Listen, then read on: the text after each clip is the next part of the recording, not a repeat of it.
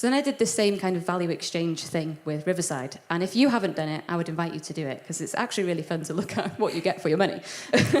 So for me, I looked at what I was giving to Riverside, and I looked at what I get out of Riverside.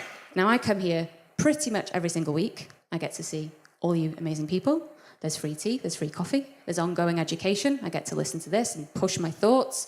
I can then go out and chat to people about it. Like Simon said, if you miss it, you can watch it on YouTube, you can listen to it on podcasts, you can ask questions. If there's anything I don't understand, I can ask Simon. You know, Steve does his series, and I know that we're potentially doing an evening where we can ask him questions. Where do you get that in education anywhere else? It's just constantly ongoing.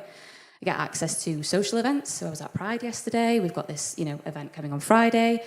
Feels like I'm part of like an exclusive membership network. They talk about the 6 degrees of separation. I think here it's 1 to 2. There's always something. If you need something, you only need to ask 1 or 2 people in church. Somebody somewhere will be able to help you, and you can help them. I feel like an exclusive member when I come to the cafe. It's a great place to come and work because you feel like you know everyone. I go to life group twice a month, and I don't know what other life groups are like, but ours is a little bit like group therapy. And what I pay monthly for what I give to Riverside is really, really cheap for group therapy. And that doesn't even consider the friendships that I've got from here, which are literally priceless. You could not put a price on it. So when I look at what I give to Riverside and the value I get from it, it then really is a no-brainer.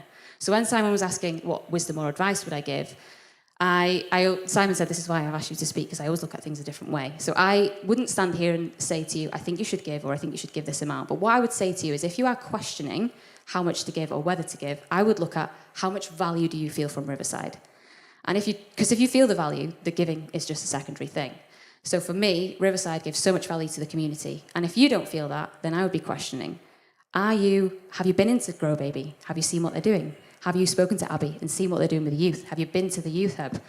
Have you been to see what's on the shelves in pantry? Have you volunteered? We've heard this morning just all these different opportunities. If you're not seeing or feeling the value that Riverside gives the community, I would question, are you immersing yourself enough?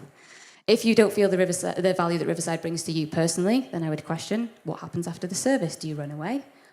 Like I sometimes do. Or do you go and have a coffee and connect with people? Are you part of a life group? Are you really pushing yourself and growing and rewatching the services?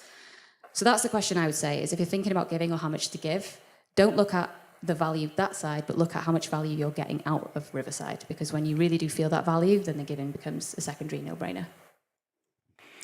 Thank you.